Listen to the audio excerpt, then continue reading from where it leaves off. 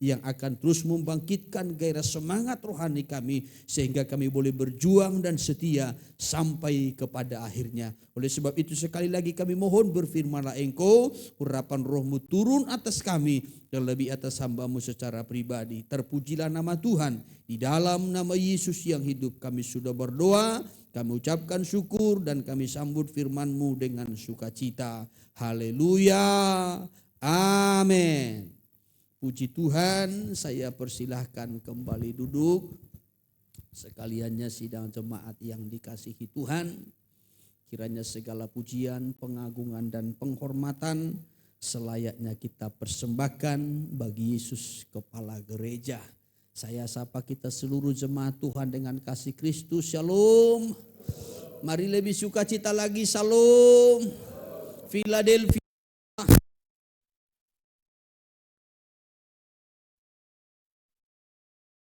Persembahkan, semua kita persembahkan untuk hormat kemuliaan nama Tuhan di tengah-tengah ibadah pelayanan kita dalam ibadah raya kita yang pertama pada hari ini yang boleh terselenggara.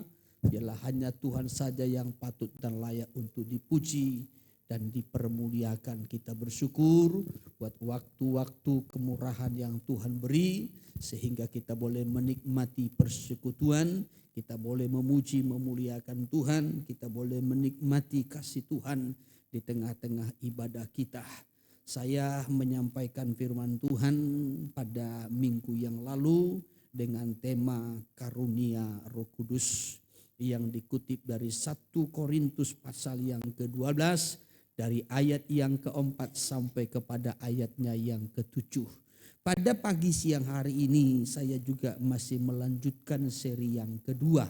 Jadi kita masih tetap dalam tema yang sama, karunia Roh Kudus, dan juga dari nats firman Tuhan yang sama dari 1 Korintus 12 dari ayatnya yang ke-4 sampai kepada ayatnya yang ke-7. Pada minggu yang lalu saya sudah menyampaikan ya tentang karunia Roh Kudus ya dalam beberapa hal yang sangat penting, yaitu yang pertama-tama pengertian atau apa yang dimaksud dengan karunia. Baru yang kedua, apa itu guna karunia. Lalu yang ketiga, kenapa kita diberi karunia.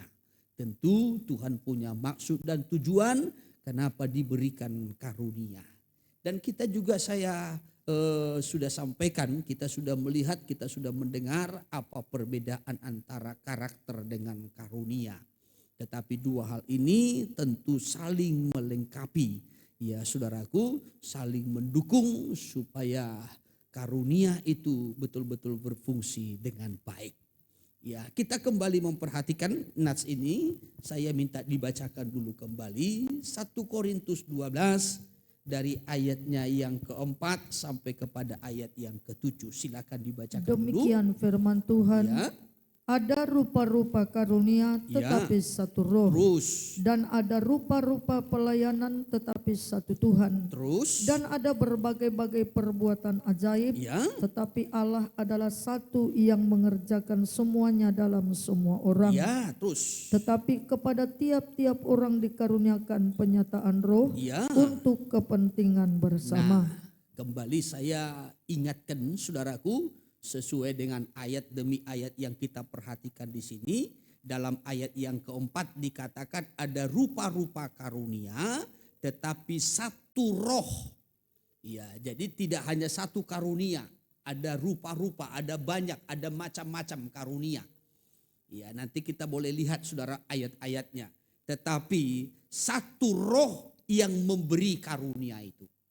Karunia saya dengan karunia saudara mungkin berbeda, tetapi karunia yang kita miliki itu adalah pemberian roh yang sama, yaitu Roh Kudus. Amin.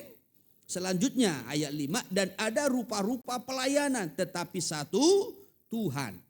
Ya, ada bermacam-macam pelayanan.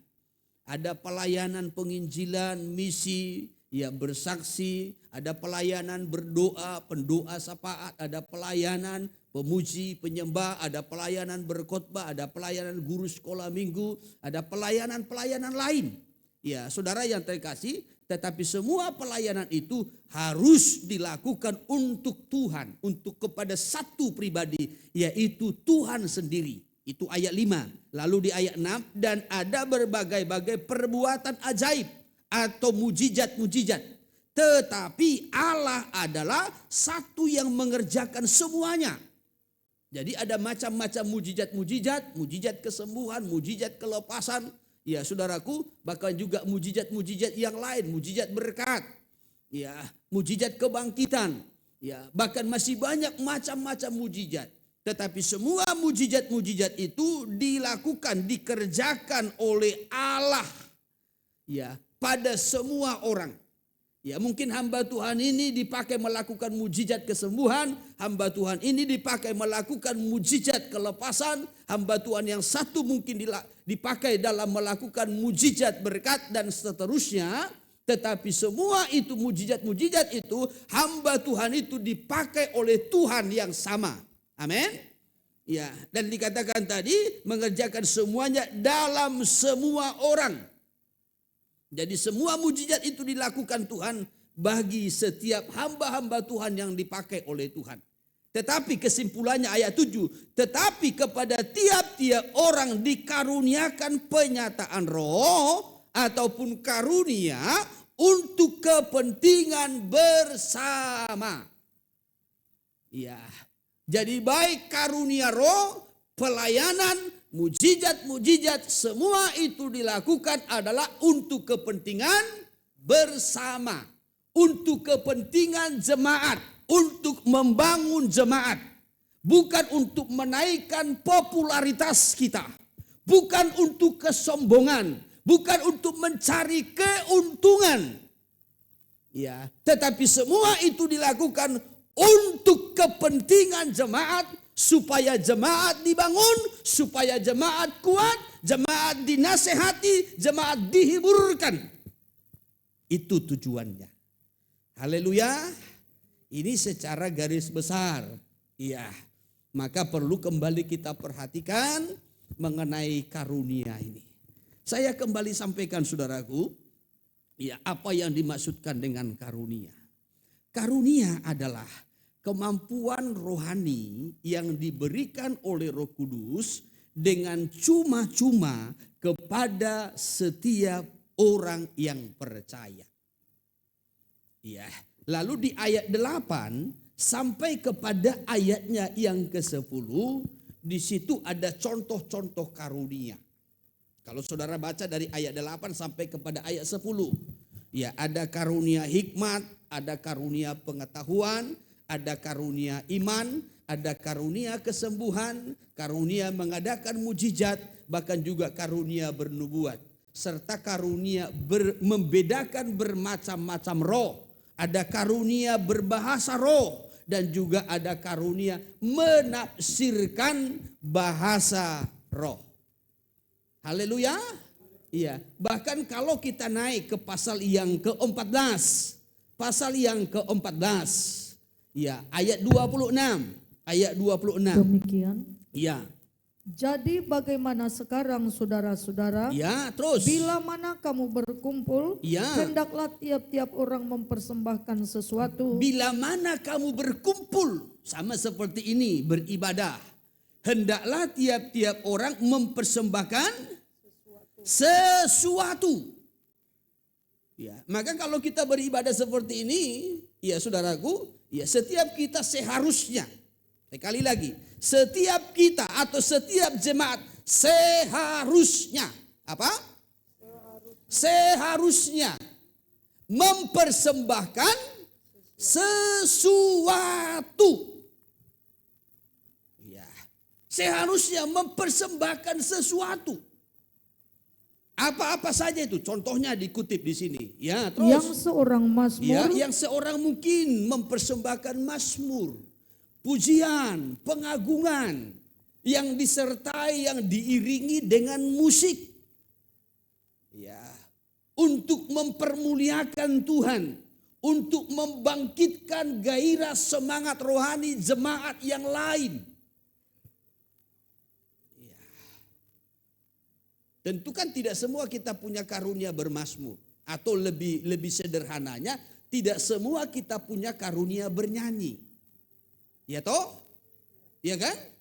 Ya, ada kita bernyanyi ikut-ikutan saja.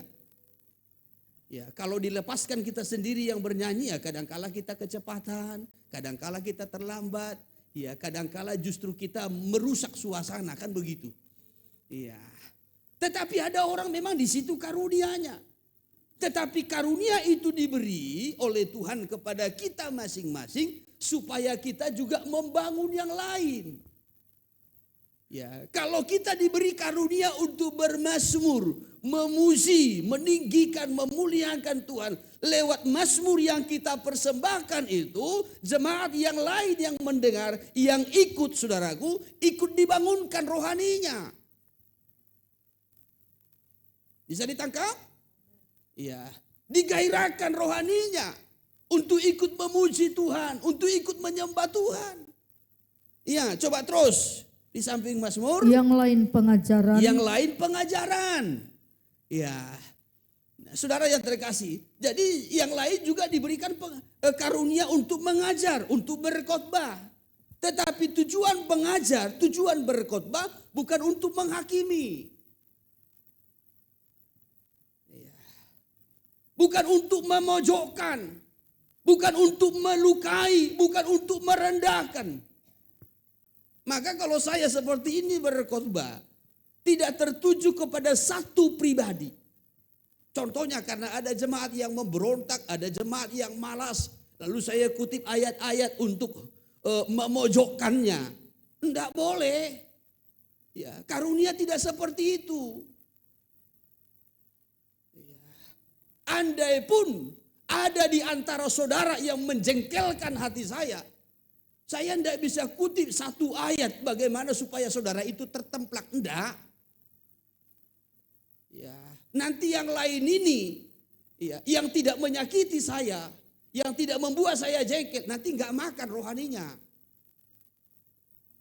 Ya, jadi tidak boleh seperti itu. Ya, yang namanya karunia, baik karunia itu bermazmur, baik itu karunia mengajar, itu sifatnya membangun, menguatkan, menghiburkan, menasehati. Ya, supaya yang lain yang tadinya sudah lelah rohaninya, tadinya sudah jenuh, tadinya mungkin terluka, ya, tadinya mungkin sudah bosan dalam hidupnya, dibangunkan kembali, digairahkan kembali, diberi kembali pengharapan. Ya, itu tujuan karunia. Nah, namun dari ayatnya yang ke-26 ini dikatakan, hendaklah tiap-tiap orang, ketika kamu berkumpul, hendaklah tiap-tiap orang.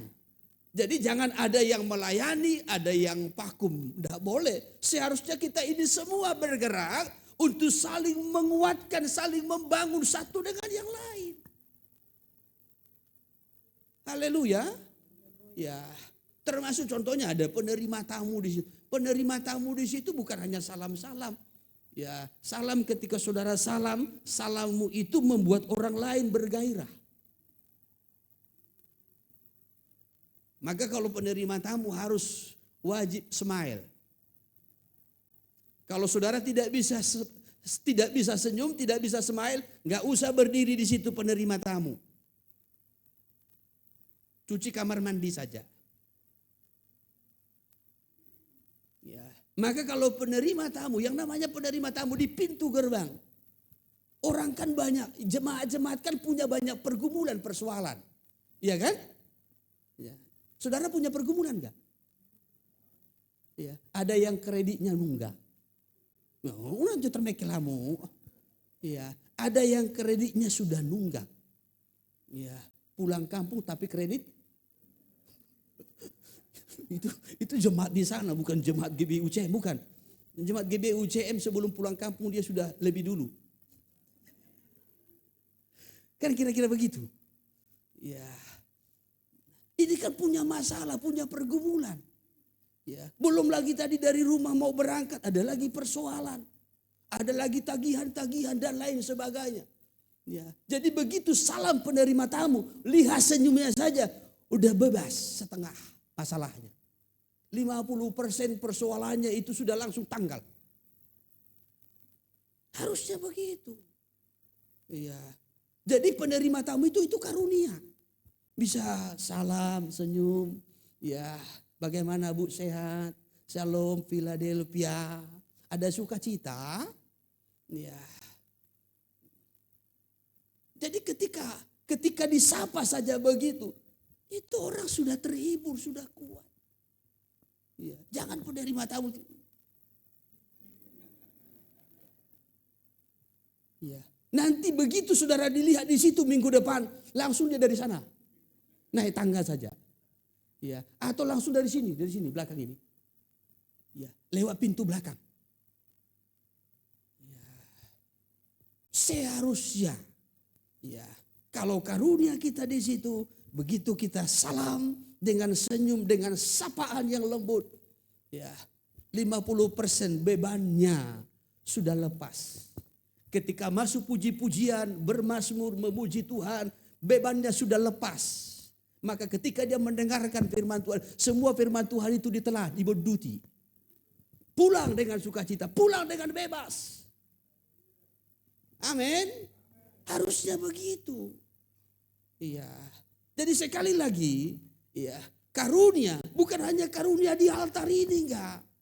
Tapi ada karunia berdoa syafaat, ada karunia di situ sebagai pelayan, menyapa, menyalam saja, itu pelayanan.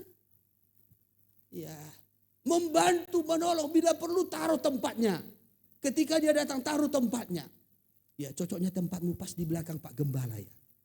Ya, supaya nanti urapannya itu turun mengalir. Ya, kau belum dengarkan firman Tuhan, masalahmu sudah selesai. Kasih tempat yang mantap. Itu pelayanan, itu karunia. Ya. Orang bisa mengerti keadaan kita. Ya saudaraku, kita bisa mengerti, memahami kondisi orang, persoalannya, masalahnya, menyelesaikannya. Itu karunia.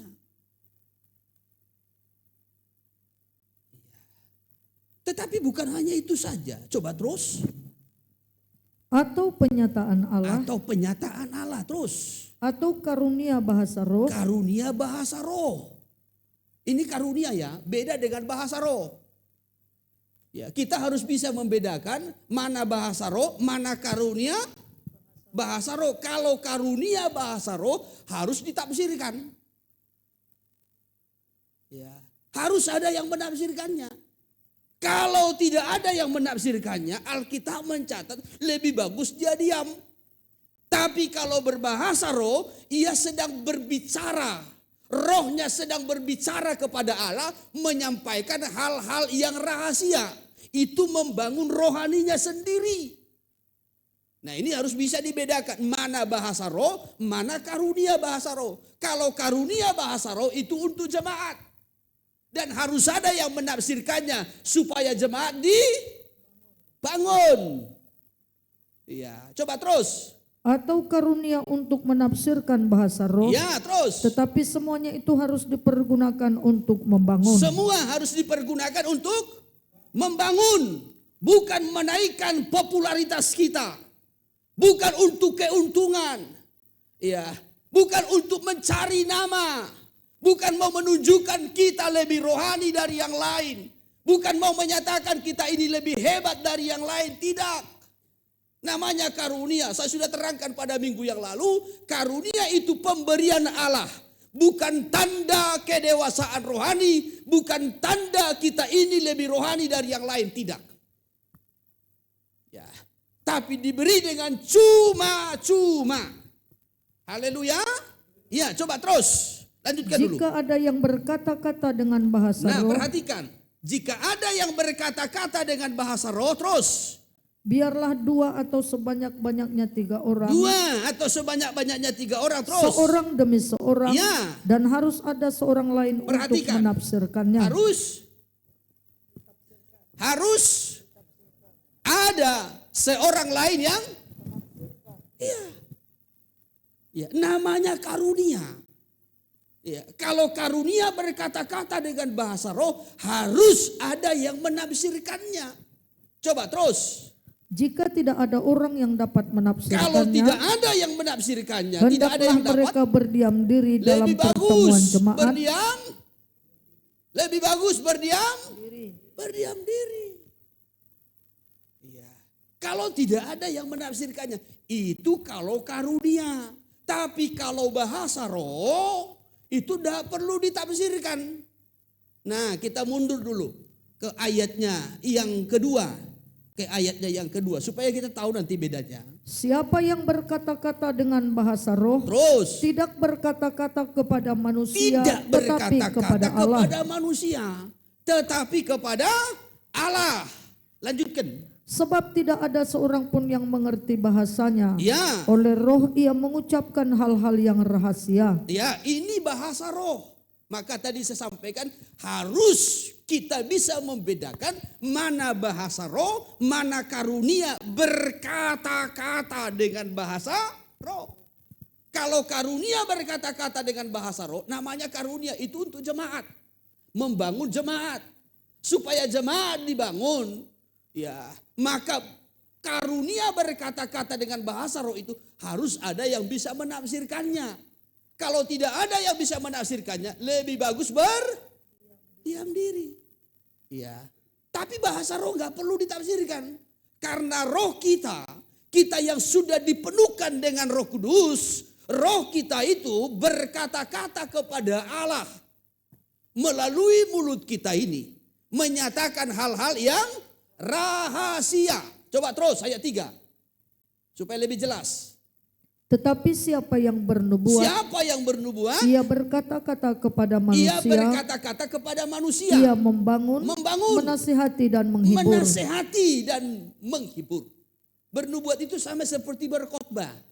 Ya, menyampaikan hal-hal yang akan terjadi, menyampaikan sesuatu rencana Tuhan yang akan terjadi, yang belum terjadi. Contohnya tentang kedatangan Tuhan kali yang kedua. Tentang kedatangan Tuhan di awan-awan. Tentang kerajaan 1000 tahun damai. Ini kan belum berlangsung. Ketika ini dikhotbahkan, ini sama seperti menyampaikan firman nubuat. Itu gunanya untuk apa? Membangun jemaat. Iya, menasehati jemaat. Karena Tuhan akan segera datang. Oleh sebab itu persiapkan dirimu. Kuduskan hidupmu. Ya. Tetap siap sedia, berjaga-jaga. Ini nasihat. Ya, lalu dihiburkan. Ya, menyampaikan penghiburan. Ya, karena Tuhan akan segera datang. Dunia akan semakin sukar. Sekalipun berat bebanmu, berat pergumulanmu, berat kondisimu. Jangan sampai engkau terseret dengan dunia, tetapi berjuanglah. Penderitaan yang engkau alami sekarang ini tidak sebanding dengan kemuliaan yang akan engkau terima. Ini penghiburan. Ya, jadi jemaat dibangun, jemaat dinasehati, jemaat dihiburkan. Itu nubuat. Lalu dilanjutkan lagi ayat yang keempat. Siapa yang berkata-kata dengan bahasa roh, siapa yang berkata-kata dengan bahasa roh, ia membangun dirinya sendiri. Ya, terus. Tetapi siapa yang bernubuat, ia membangun jemaat. Ya, jadi kalau kita berbahasa roh, roh kita sedang menyampaikan hal-hal yang rahasia kepada Allah, kita sedang membangun diri kita sendiri. Kalau kita bernubuat, menyampaikan firman nubuat, kita sedang membangun jemaat. Haleluya. Sedang membangun jemaat. Sedang menghiburkan jemaat. Tetapi berbeda tadi. Karunia berkata-kata dengan bahasa roh, namanya karunia. Ya, itu disampaikan kepada jemaat. Tetapi harus ada orang yang menafsirkannya. Haleluya. Ya, ini macam-macam karunia. Tetapi tadi dikatakan semua harus berlangsung dengan tertib. Itu ya. Coba kembali. Ya, kembali kepada pasal yang ke-14 ayatnya yang ke-40. Ya. Tetapi segala sesuatu harus berlangsung dengan sopan dan teratur. Semua harus berlangsung dengan sopan dan teratur. Coba kita naik dulu kembali tadi kepada ayatnya yang ke-28. Jika tidak ada orang yang dapat menafsirkannya, Ya, terus. hendaklah mereka berdiam diri dalam pertemuan jemaat Ya. dan hanya boleh berkata-kata kepada dirinya sendiri dan kepada Allah. Ya, terus dulu lanjutkan 29. Tentang nabi-nabi, Tentang nabi-nabi. baiklah 2 atau 3 orang di antaranya berkata-kata Ya, dan yang lain menanggapi apa yang mereka katakan. lanjutkan. Tetapi Tetapi jika seorang lain yang duduk di situ mendapat pernyataan, terus maka yang pertama itu harus berdiam harus diri. berdiam diri. Ya, saudaraku. Jadi satu. Ya, maka tadi kita juga seperti itu. Ya, saudaraku. Ya, ketika kita memuji-muji Tuhan, satu pemimpinnya kan? Satu WL-nya kan? Iya, coba tadi semua berkata-kata, singer juga berkata-kata, pemain musik juga ribut, kan kacau. Iya, kan kacau. Maka pemimpinnya satu. Ya, yang berbicara itu satu. Ketika kita memuji, menyembah, ada WL-nya. Itu yang menjadi pemimpinnya. Baik para singer, baik para penyanyi harus fokus kepada WL. Ya, jangan bawa suasana masing-masing. Ya, andai pun WL-nya itu salah. Contohnya pada hari Senin itu dilatih, refnya hanya 2 kali. Ya, datang WL-nya dibantai sampai 4 kali. Ya, ketika mau ketiga kali pemain musik sudah berhenti. Musik, kan kemarin dilatih cuma 2 kali, kan jadi kacau. Ya, maka perlu ada WL-nya, pemimpinnya. Ya, setelah itu, ya baru masuk kepada pemberitaan firman.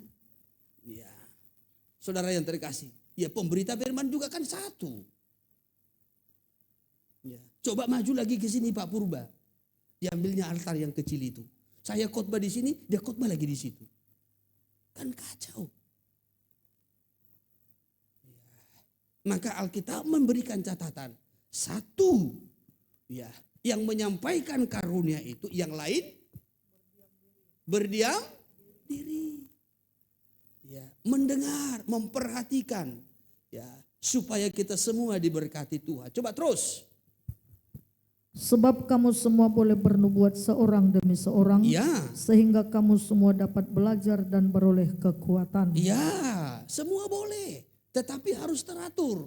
Maka dikatakan di sini ayat 32, Karunia nabi takluk kepada karunia nabi-nabi. nabi takluk kepada nabi. Artinya saudaraku, semua kita ini kan mendapat karunia. Saya mendapat karunia, saudara yang duduk di situ pun mendapat karunia. Ya. Tetapi karena kita mendapat karunia dari roh yang sama. Ya. Ketika waktunya kita mendengar berdiam diri, kita harus bisa menguasai diri. Haleluya. Haleluya. Ya.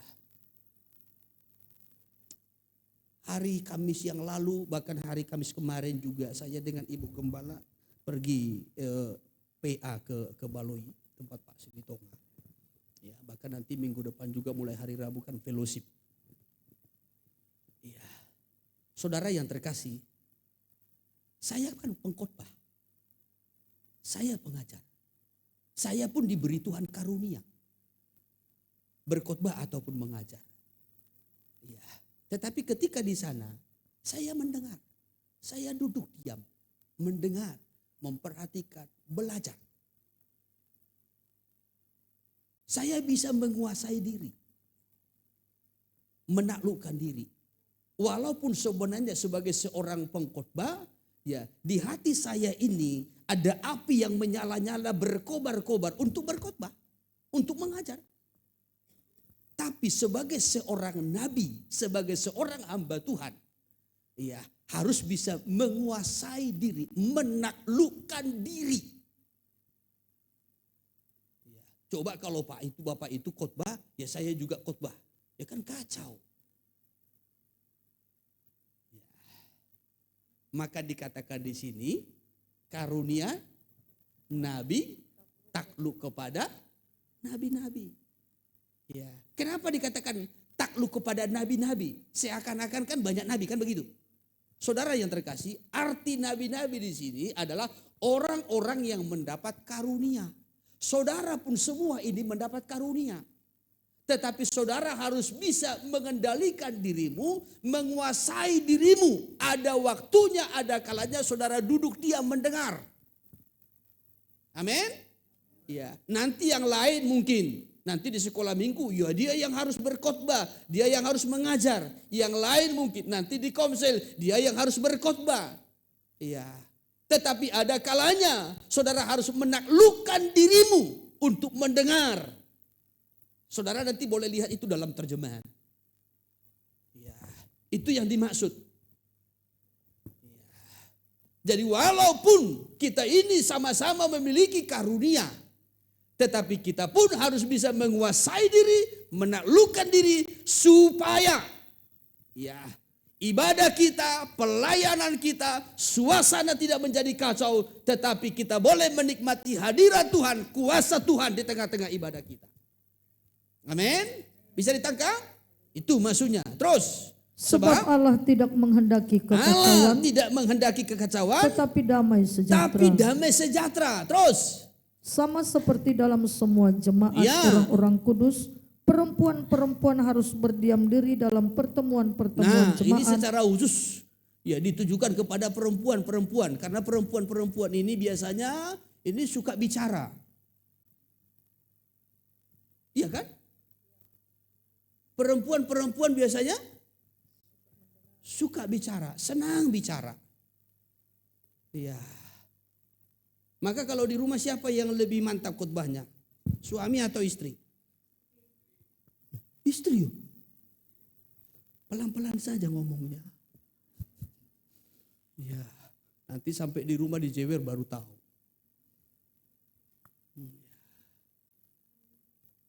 Yang lebih panjang khotbahnya siapa? Diulang lagi. Ya. Maka Alkitab memberikan catatan secara khusus untuk para perempuan-perempuan supaya lebih banyak berdiam diri. Ya, tetapi berdiam diri bukan karena ngambek.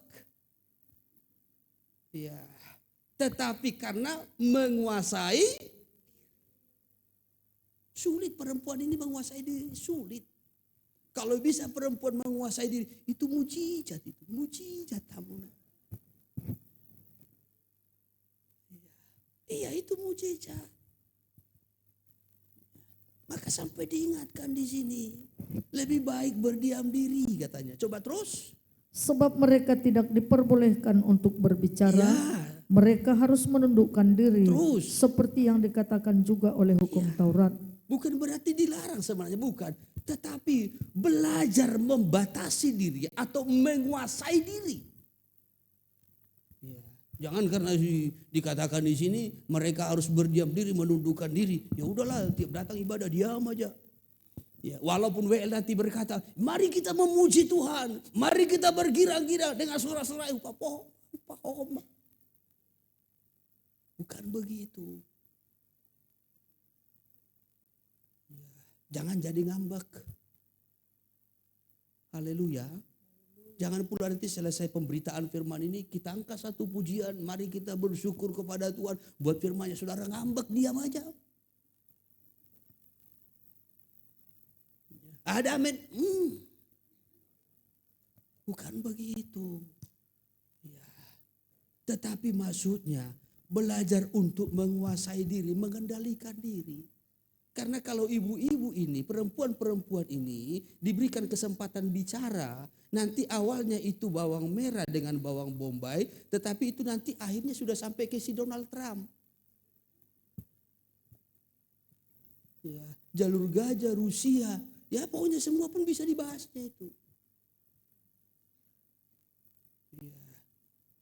Awalnya anaknya yang dibahasnya, terakhirnya anak orang.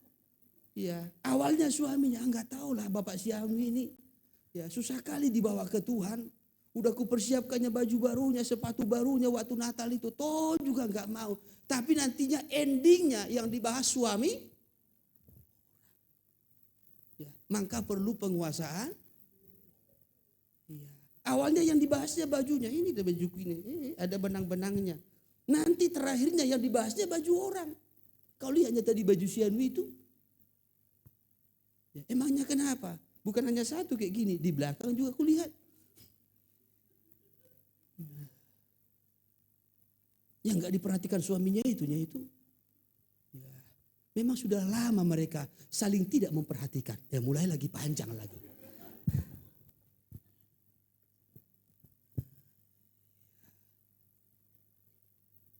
Itulah dasarnya. Kenapa Paulus berkata lebih bagus berdiam diri. Artinya kalau beribadah, perempuan-perempuan belajarlah untuk menguasai diri, mengendalikan diri. Amin. Amin. Ya, bukan berarti saudara jadi demo diam, tidak. Ya, bukan. Coba terus dulu lanjutkan. Jika mereka ingin mengetahui sesuatu, baiklah mereka menanyakan kepada suaminya di rumah. Ya. Sebab tidak sopan bagi perempuan untuk berbicara dalam pertemuan jemaat. Maka kalau ada yang kurang jelas, ya maka nanti tanya suaminya di rumah. Pak, apanya tadi maksudnya itu? Ya, tadi khotbah Pak Gembala itu ini aku kurang jelas. Ya, jangan saudara pula begitu ketika saya khotbah seperti ini. Saudara kurang jelas tahu, kurang jelas mengerti, ya, atau tadi terganggu karena anakmu sehingga hilang ayatnya. Pak Gem, ulang dulu sedikit lagi. Ya, tadi kelewatan, bukan begitu. Nanti ibadah kita bisa kacau. Ya, maka kalau ada yang kurang jelas, nanti tanya suami saudara di rumah. Maka suami-suami belajarlah untuk berhasil mendengar. Mana tahu nanti istri bertanya di rumah. Jangan justru suami lebih dulu gagal. Ya. Istri masih semangat mendengar, suami sudah.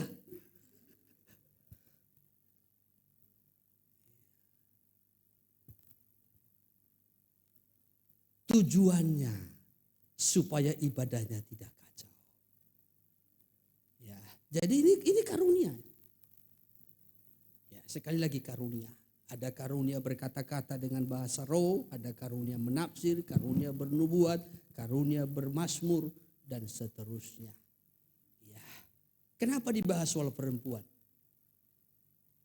Rasul Paulus mau menyampaikan, karunia tidak hanya untuk laki-laki, tapi untuk semua orang percaya. Maka saudara kaum perempuan pun yang ada di ruangan ini, Tuhan juga memberi karunia kepada saudara. Dan karunia itu untuk membangun. Ya. Maka pakai karunia itu untuk membangun. Kalau karuniamu hanya melayani sebagai penerima tamu di sana, pakai. Kalau karuniamu menata ruangan ini, membersihkan ruangan ini, supaya jemaat Tuhan boleh merasa nyaman, beribadah, pakai. Pakai, itu karunia. Ya tentu semua karunia-karunia yang Tuhan berikan kan tidak tercatat seutuhnya. Tetapi ada garis-garis besarnya. Termasuk kalau kita melihat nanti dalam kitab Roma. Ya, dalam Roma pasal yang ke-12. Roma pasal 12 dari ayatnya yang ke-4 sampai kepada ayatnya yang ke-8. Itu juga karunia-karunia Roh Kudus. Coba dari ayat 4. Sebab sama seperti pada satu tubuh, kita mempunyai banyak anggota. Terus. Tetapi tidak semua anggota itu mempunyai tugas yang sama. Ya, terus. Demikian juga kita. Ya. Walaupun banyak, Ya. adalah satu tubuh di dalam Kristus. Ya, terus. Tetapi kita masing-masing adalah anggota yang seorang terhadap yang Ya. lain. Ya. Beda-beda, saudara.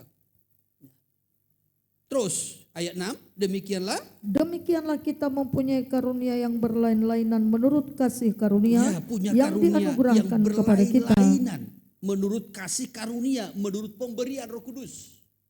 Ya, yang dianugerahkan kepada kita. Terus, jika karunia itu adalah untuk bernubuat, ya, baiklah kita melakukannya sesuai dengan iman kita. terus, Jika karunia untuk melayani, Ya. baiklah kita melayani. Terus. Jika karunia untuk mengajar, Ya. baiklah kita mengajar. Ya, ini.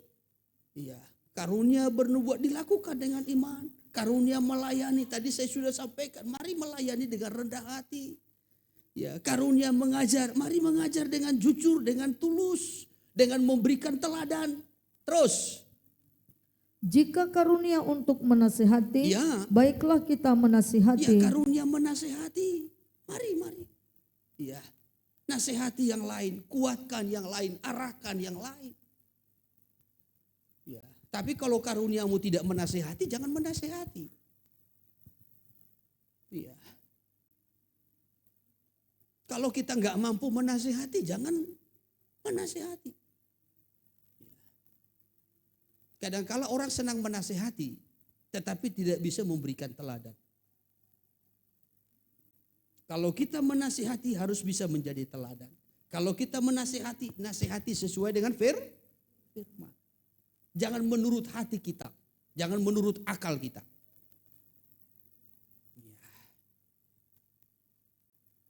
Ini karunia itu tadi fungsinya untuk membangun. Sekali lagi, fungsinya untuk membangun. Kalau menasihati, jangan sifatnya merendahkan. Kalau menasihati, jangan sampai justru melukai. Maka kalau memberikan nasihat-nasihat, baik orang tua memberikan nasihat kepada anak-anakmu, berikan nasihat dari firman Tuhan, dari kebenaran. Nasihatilah mereka di jalan Tuhan. Dengan ajaran di jalan Tuhan. Ajaran yang benar.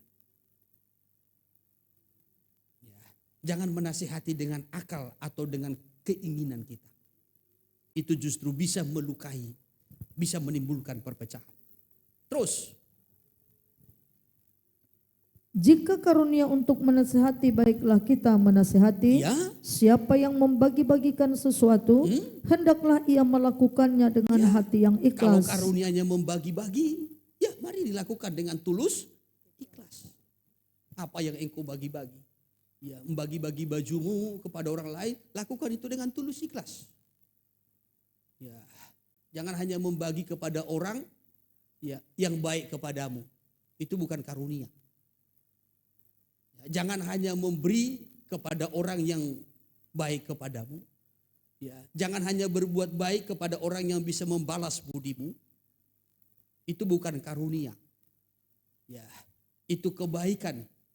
Ya, dibalas dengan kebaikan. Kalau karunia itu dilakukan dengan tulus ikhlas. Mau dibalasnya atau tidak, ia melakukannya dengan tulus ikhlas. Intinya, seolah-olah dia melakukannya kepada Tuhan. Amin. Itu. Coba terus. Siapa yang memberi pimpinan, Ya. hendaklah ia melakukannya dengan rajin. Terus. Siapa yang menunjukkan kemurahan, Ya. hendaklah ia melakukannya dengan sukacita. Ya. Apakah kita diberi karunia sebagai pemimpin? Ya. Maka ia harus melakukannya dengan rajin. Ya. Apakah karunia kita kemurahan? Itu dilakukan dengan sukacita, bukan dengan persungguhan. Ini ada banyak karunia-karunia. Jadi tentu kepada kita sekaliannya orang-orang percaya, Tuhan memberikan kepada kita karunia masing-masing sesuai dengan pemberian Tuhan. Bukan menurut keinginan kita, bukan menurut kehendak kita, tidak. Tetapi menurut pemberian Tuhan sendiri. Tadi saya sudah sampaikan apa tujuannya, yaitu untuk membangun, untuk menguatkan, dan untuk menghibur. Bukan untuk mencari popularitas dan bukan untuk mencari keuntungan pribadi. Jangan ya menyalahgunakan karunia yang Tuhan beri. Jemaat Tuhan, saya tidak berbicara hanya kepada para pelayan, tidak. Sebab kita semua orang percaya Tuhan berikan karunia yang berlain-lainan. Karunia yang berbeda-beda. Apa tujuan karunia itu? Supaya melalui karunia itu kita saling membangun, saling menguatkan, saling menghibur, bukan saling menjatuhkan, bukan saling menyakiti, saling melukai, tidak. Supaya kita saling membangun. Saudara menguatkan saya pun menguatkan saudara. Yang lain menguatkan temannya, demikian juga temannya menguatkan sesama. Ya, itu fungsinya karunia. Maka jangan menyalahgunakan karunia. Karunia bukan untuk mengangkat popularitas kita. Karunia bukan mau menunjukkan siapa kita. Ya, karunia bukan mau menyatakan sehebat apa kita. Atau kita berbeda dengan yang lain. Bukan. Ya. Maka jangan menyalahgunakan karunia. Satu waktu, ketika Rasul Filipus sudah sampai ke wilayah Samaria. Samaria itu dilawat oleh Tuhan. Banyak orang-orang percaya di kota Samaria. Setelah itu sampailah berita itu ke Yerusalem. Lalu rasul-rasul di Yerusalem mengutus Petrus dan Yohanes supaya pergi ke kota Samaria. Ya, melanjutkan pelayanan di sana, ya, membangunkan orang-orang percaya di sana supaya bertumbuh. Lalu berangkatlah Petrus dan Yohanes ke kota Samaria, lalu mereka bertemu dengan murid-murid itu, orang-orang percaya di sana, lalu mendoakan mereka. Ketika Petrus dan Yohanes mendoakan mereka, penuhlah mereka dengan Roh Kudus. Ya, ketika mereka penuh dengan Roh Kudus, seseorang melihat, wah ini hebat juga ini. Iya. Hebat juga ini apa yang dilakukan oleh Rasul ini. Lalu ia berkata, nah ini sejumlah uang, kuberikan kepadamu. Maka berikanlah aku karunia. Ya, supaya ketika aku menumpangkan tangan atas orang lain juga penuh dengan Roh Kudus. Langsung Petrus berkata, hei binasa engkau dengan uangmu itu. Engkau mengira kerajaan Allah itu dapat dibeli dengan uang? Tidak. Ya. Kisah Rasul pasal 8. Kisah Rasul pasal 8. Saya ikuti dari ayat yang ke-15 saja dimulai. Demikian. Iya. Setibanya di situ kedua rasul itu berdoa, Ya. supaya orang-orang Samaria itu beroleh Roh Kudus. Ya. Sebab Roh Kudus belum turun di atas seorang pun di antara mereka. Terus. Karena mereka hanya dibaptis dalam nama Tuhan Yesus. Ya, terus. Kemudian keduanya menumpangkan tangan di atas mereka. Ya. Lalu mereka menerima Roh Kudus. Lalu mereka menerima Roh Kudus terus. Ketika Simon melihat Ya. bahwa pemberian Roh Kudus terjadi oleh karena rasul-rasul itu menumpangkan tangannya, Ya. ia menawarkan uang kepada mereka. Ditawarkanlah uang. Iya, terus. Serta berkata, Ya. berikanlah juga kepadaku kuasa itu, Ya. supaya jika aku menumpangkan tanganku di atas seseorang, Ya. ia boleh menerima Roh Kudus. Ya, maka Simon ini berkata, ya berikan aku karunia itu, kemampuan itu. Supaya ketika aku tumpangkan tangan atas orang lain juga penuh dengan Roh Kudus. Aku rela bayar. Ya, yang penting aku terlihat hebat. Ya kan begitu? Ya. Saudara yang terkasih, karunia itu pemberian. Dan tujuannya membangun, bukan untuk popularitas. Bukan untuk keuntungan. Ya. Jangan kembangkan karuniamu sampai engkau membayar dengan uang. Saya istilahkan dengan bahasa modern. Sampai engkau les untuk mengembangkan karuniamu. Tetapi tujuannya hanya untuk popularitas. Petrus berkata, binasa engkau dengan uang. Binasa engkau dengan uangmu itu. Sebab karunia bukan untuk mengangkat popularitas kita, tidak. Tapi untuk membangun. Coba terus dulu. Tetapi Petrus berkata kepadanya, Ya. binasalah kiranya uangmu itu bersama dengan engkau, Terus. karena engkau menyangka bahwa engkau dapat membeli karunia Allah dengan uang. Engkau menyangka dapat membeli karunia Allah dengan uang. Terus. Tidak ada bagian atau hakmu dalam perkara ini, sebab hatimu tidak lurus di hadapan Allah. Hatimu tidak lurus. Ya. Nggak salah saudara mengembangkan karuniamu. Ya, sampai engkau mungkin mengeluarkan uang Ya, contohnya ya, supaya suaramu lebih bagus, engkau les vokal, supaya musikmu lebih bagus, engkau les musik, ya, supaya pelayananmu lebih bagus, cara berkhotbahmu lebih bagus, mungkin engkau kuliah harus mengeluarkan uang, ya, dan seterusnya, sehingga engkau mengerti, ya, bagaimana cara berkhotbah, ya, bagaimana mengerti, memahami, ya, firman dengan benar, tidak salah. Tetapi ingat, garis bawahi, ya, semuanya itu karunia yang sudah berkembang itu, karunia yang sudah bertumbuh itu, bukan untuk popularitas kita, ya, bukan untuk keuntungan, tetapi untuk membangun jemaat. Itu tujuannya. Maka Petrus berkata, binasa engkau dengan uangmu. Engkau mengira karunia Tuhan bisa dibeli dengan uang. Karunia itu pemberian Tuhan.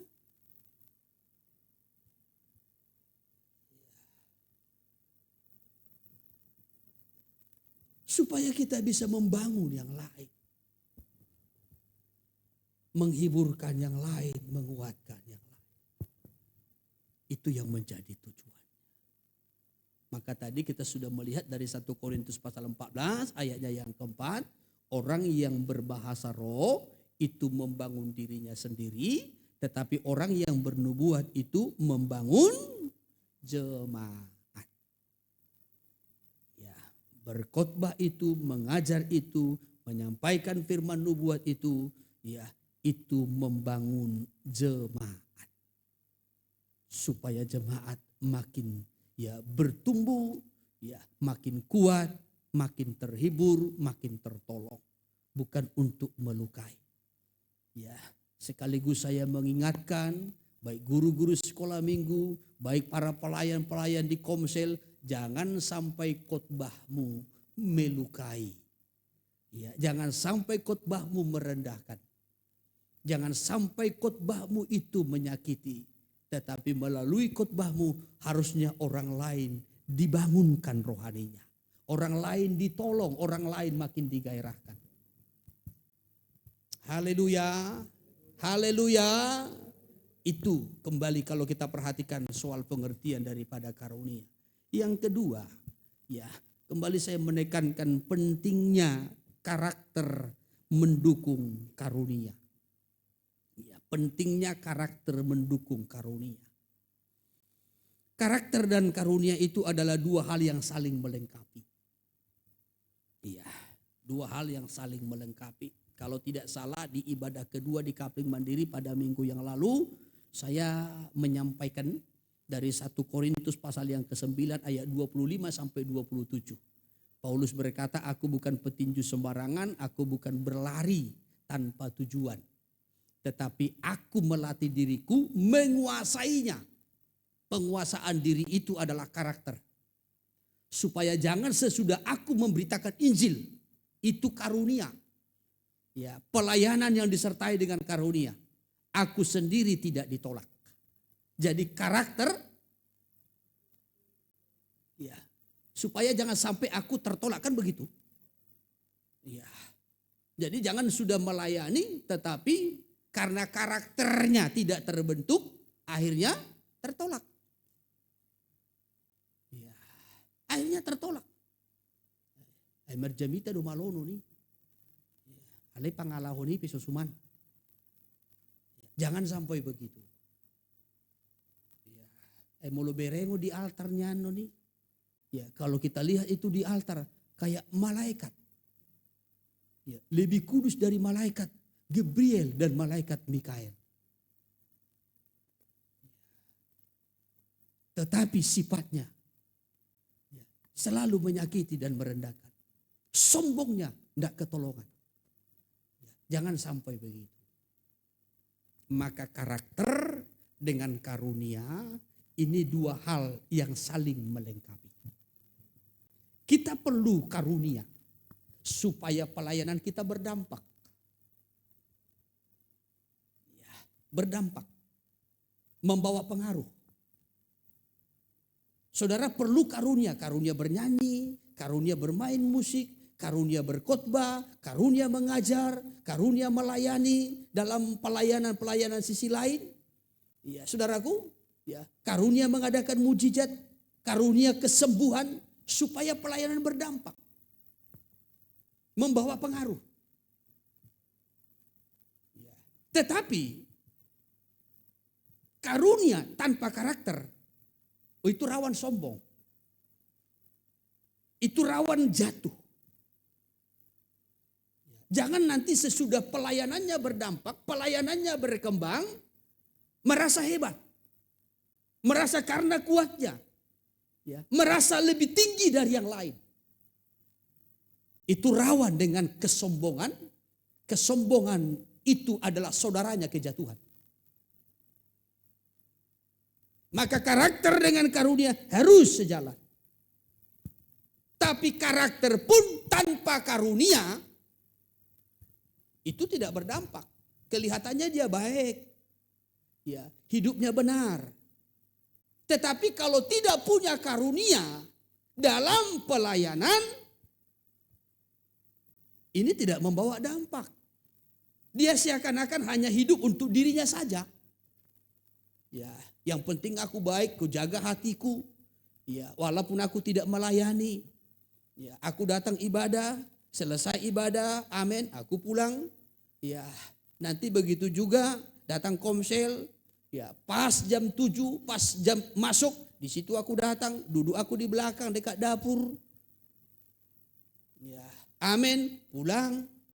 Ya, mereka bahas sana sini, aku diam saja demi menjaga kekudusan.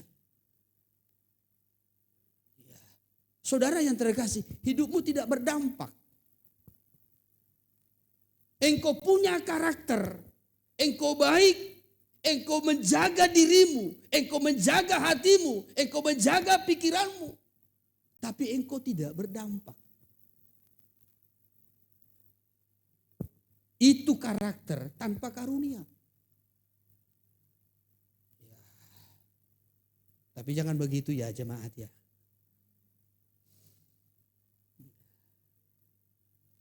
Jadi dua ini harus sejalan. Jangan kita hanya menjaga karakter kita. Ya. Orang sudah bicara tentang pelayan, kita diam saja. Kenapa diam saja? Demi menjaga kekudusan. Nanti kalau aku terlibat nanti tercemari perkataanku. Bukan begitu. Ya. Orang kalau karakternya sudah terbentuk tidak akan bisa dipengaruhi oleh dunia. Kalau sudah terbentuk. Ya. Kalau sudah terbentuk. Contohnya saja. Kalau orang memang dia karakternya murah hati. Ya. Ada kan? Buah roh salah satunya kemurahan. Murah hati. Ya. Dia tidak akan tahan melihat orang menderita. Dia tidak akan tahan melihat orang kekurangan. Lebih bagus dia kurang asal orang lain ya bisa dapat. Itu karunia. Itu karakter buah roh. Ya. Saudara yang terkasih, ya, dia suka memberi, dia suka membantu.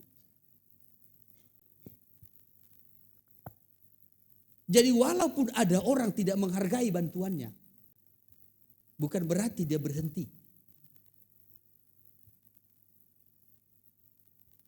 Ya, aku pernah bantu keluarga si Anu, ya, tetapi nggak pun dihargai. Ya, komsel pun nggak mau komsel, udah aku bantu loh. Ya, jadi sekarang aku nggak mau lagi, bantu-bantu nggak mau lagi. Sudah tertutup hatiku. Itu belum karakter.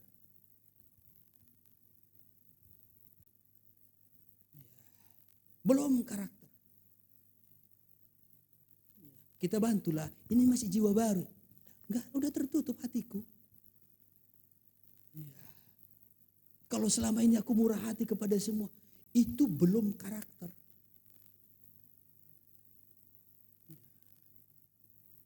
Kalau karakter itu tidak akan bisa dipengaruhi lagi. Allah adalah kasih. Itu sifat Allah.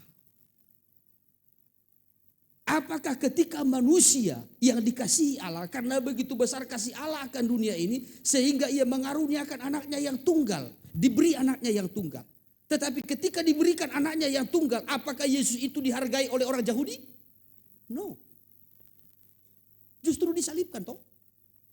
Terang telah datang ke dalam dunia, tapi manusia lebih menyukai kegelapan. Apakah Allah berhenti mengasihi manusia? Tidak. Apakah Allah jerah mengasihi manusia? Tidak. Kenapa? Karena itu sifatnya Allah, karakternya Allah. Ya. Jadi kalau kita memiliki karakter kasih, kita memiliki karakter penguasaan diri, walaupun saudara ditempatkan di tengah-tengah Sodom Gomora, itu tidak akan berubah. Ya. Maka saya sudah menyampaikan tentang karakter. Karakter itu terbentuk melalui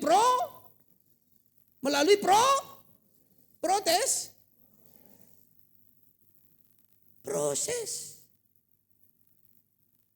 Ya. Maka karakter dengan karunia harus sejalan. Karakter tanpa karunia, pelayanan kita tidak maksimal. Kita tidak berdampak, tidak membawa pengaruh. Kita punya karunia, tapi karakternya belum terbentuk. Wah, ini rawan sombong dan jatuh. Maka ini harus sejalan. Supaya jangan sampai kita nanti melayani dengan keegoisan.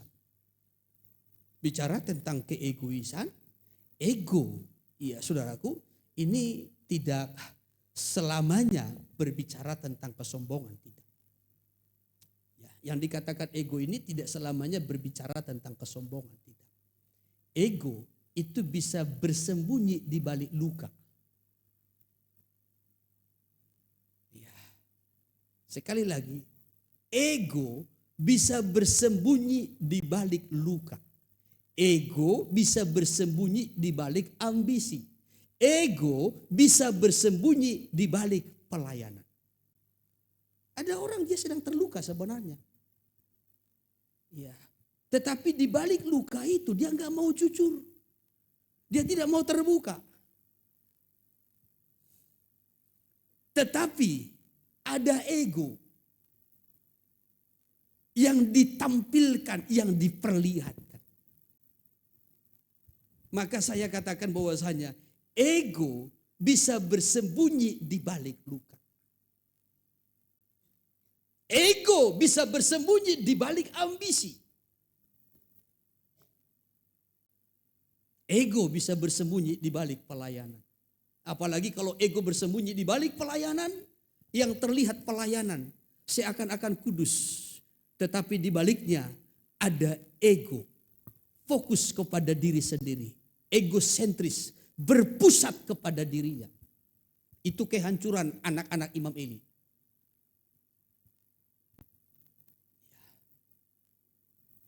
Saudara yang terkasih, saya kutip satu contoh. Saul, seorang raja Israel yang pertama.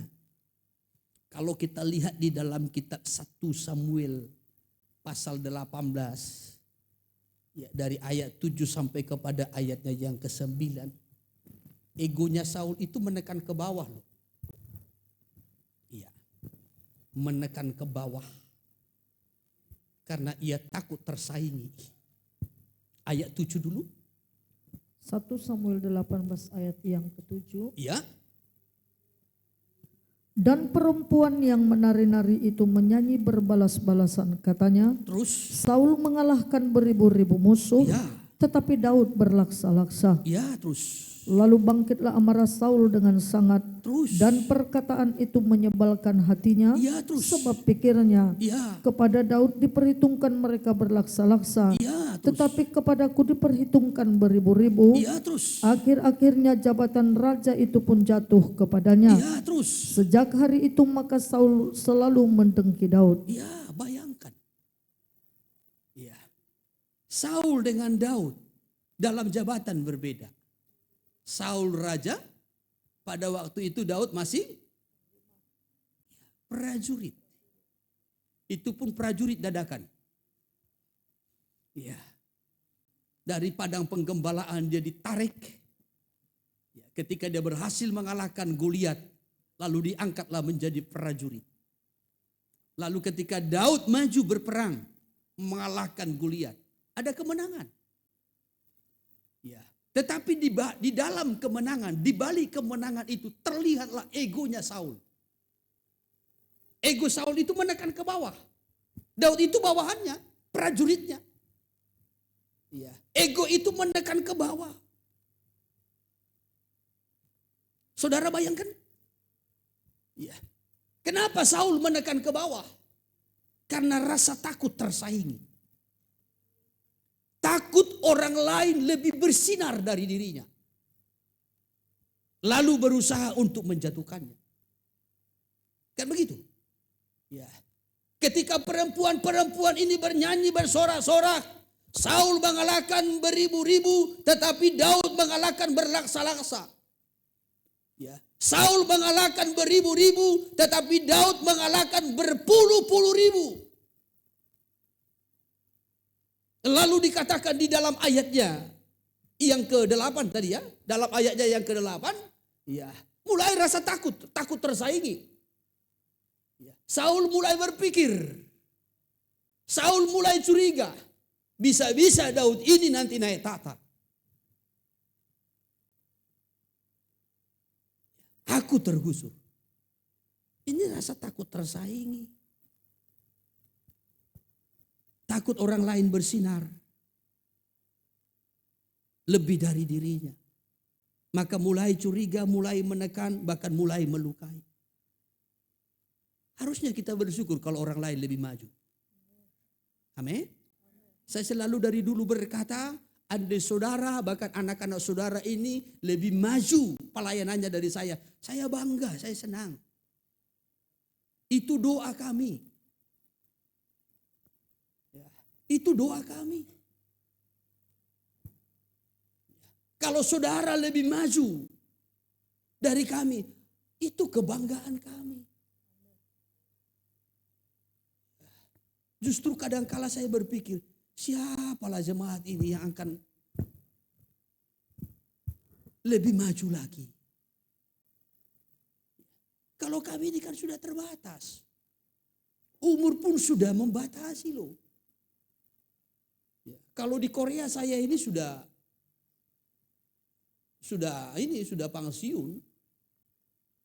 Umur 50 tahun itu sudah jadi gembala senior. Jadi tidak lagi mengurusi pelayanan penggembalaan, tidak. Paling tinggal menunggu jadwal.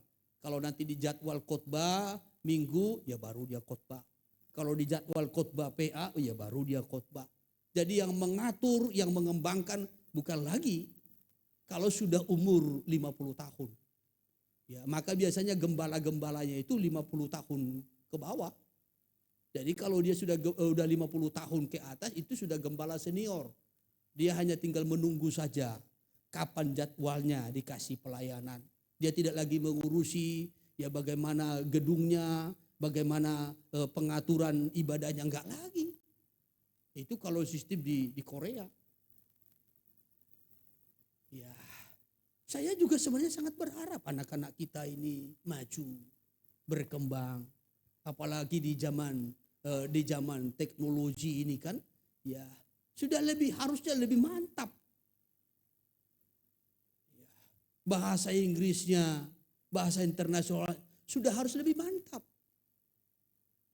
Ya, kalau saya jangan ditanya, tapi kalau bahasa daerah oke, mari. Ya, tapi kalau sudah bahasa internasional sudah sulit. Kalau bahasa-bahasa nasional masih bisa lah. Ya, bahasa Toba, bahasa Karo, Simalungun, Pak-Pak, ya, bahasa Kitania sikit-sikit, bahasa Jawa oke. Ya, mari. Ya. Tetapi kalau sudah bahasa internasional, ya, memorinya sudah penuh. Ya, belum lagi kalau komputer dan lain sebagainya. Mengoperasikan handphone saja saya sulit. Kalau nggak ada signal saja. Saya suruh si Holly itu. Ini kenapa ini nggak ada signalnya? Kok nggak masuk di WiFi? Nggak ngerti. Ya. Ini pakai barcode saja. Pakai apa itu? Apa namanya itu? Barcode ya? Scan ya? Ya. Ini dari mana pula lah anak ini tahu hal-hal scan seperti ini. Ya. Ini kan sudah lebih maju. Ya. Maka saya harap sebenarnya ya, anak-anak kita ini lebih cepat, lebih berkembang. Haleluya. Ini orang-orang muda. Mari bangkit. Ya. Kobarkan karunia Allah yang ada padamu. Sama seperti nasihat Paulus kepada Timotius. Kobarkan karunia Allah yang ada padamu. Kalau kita lihat dalam 2 Timotius 1 dimulai dari ayatnya yang kelima. Engkau sudah mewarisi iman dari nenekmu, dari ibumu, Eunike dan Lois. Tetapi tidak berhenti sampai di situ. Ayatnya yang ke-6, karena itu kuperingatkan kamu. Jangan hanya punya iman. Kalau iman engkau sudah mantap. Ya, engkau sudah memiliki warisan iman dari orang tuamu. Tetapi kobarkanlah karunia Allah yang ada padamu. Jemaat Tuhan, engkau sudah punya iman mantap. Tetapi tidak cukup hanya punya iman. Kobarkan karunia Allah yang ada padamu. Amin. Amin. Lalu dilanjutkan ayat 7 dan ayat 8. Bersaksilah, menangkan jiwa-jiwa, jangkau jiwa-jiwa, supaya Tuhan dipermuliakan. Ini nanti saudara boleh baca itu. 2 Timotius 1 dari ayat 5, 6, 7, 8. Di ayat 5, engkau sudah punya iman. Engkau mewarisi iman yang baik dari nenekmu, dari ibumu. Tetapi jangan berhenti sampai di situ. Kobarkanlah. Saya percaya saudara orang-orang yang punya iman. Amin. Tapi jangan berhenti sampai di situ. Kobarkanlah karunia Allah yang ada padamu. Baik melalui pelayanan sekolah minggu, melalui pelayanan komsel-komsel, melalui pelayanan penggembalaan. Mari sama-sama kita mengobarkannya. Amin. Tapi karunia itu seimbangi dengan karakter. Ya. Seimbangi dengan karakter. Supaya jangan muncul ego. Egonya Saul menekan ke bawah. Tidak mengizinkan orang-orang baru untuk bangkit. Tidak mengizinkan orang-orang yang baru untuk bersinar. Tidak mengizinkan orang-orang baru untuk bangkit. Harusnya kita mendukung. Haleluya. Dan jangan seperti Absalom. Absalom itu egonya ke atas. Tahu Absalom? Absalom itu adalah salah satu anak Daud. Yang sangat punya potensi. Ya, itu dalam 2 Samuel pasal yang ke-15. Kalau kita baca dari ayat pertama sampai kepada ayatnya yang ke-6. Absalom itu anak Daud yang paling punya potensi. Daud bangga dengan Absalom anaknya. Tetapi Absalom ingin tampil muncul sebelum waktunya Tuhan.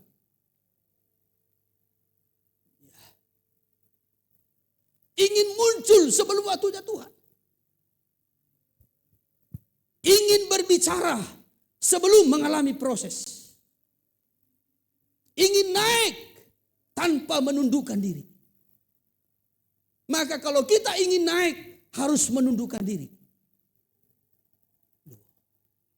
Kalau kita mau naik harus menundukkan diri. Saudara pernah naik tangga? Pernah naik tangga?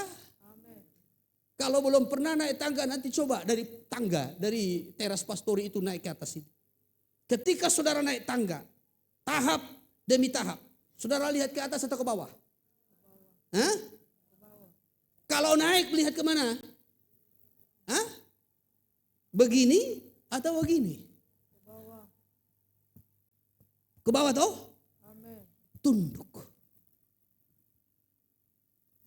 Jadi kalau mau naik harus belajar menundukkan diri dulu. Kalau mau naik tinggi harus berakar dulu.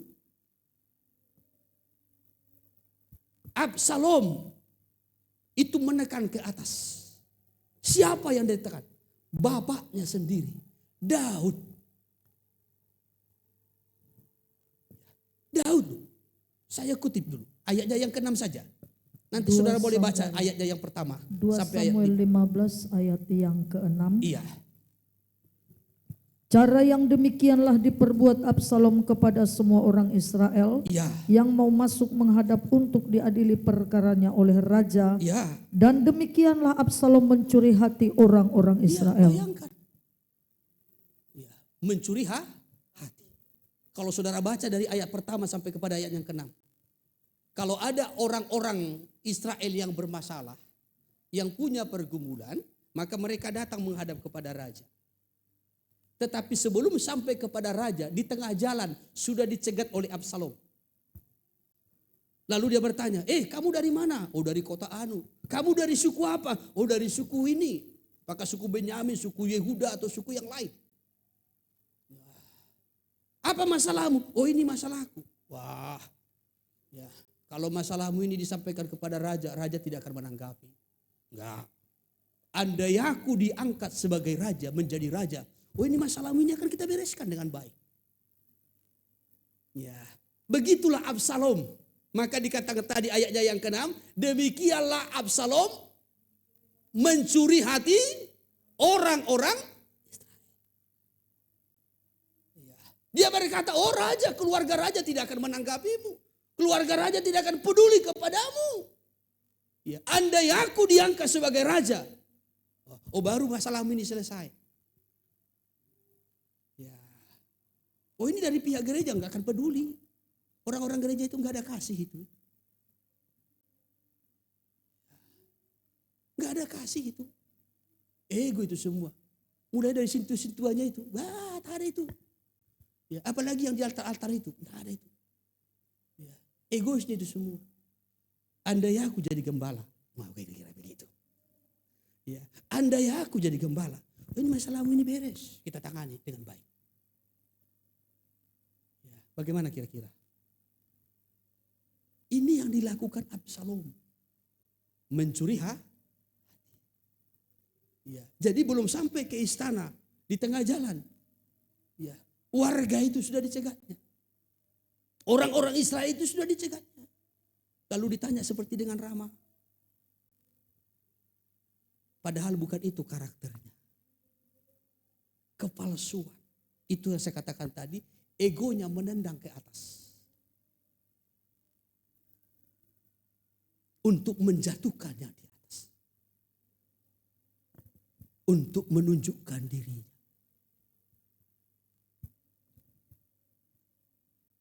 Saudara yang terkasih. Karakter dengan karunia harus sejalan. Izinkan dirimu diproses Tuhan supaya karaktermu terbentuk. Dan kobarkan karunia yang Allah berikan bagi kita.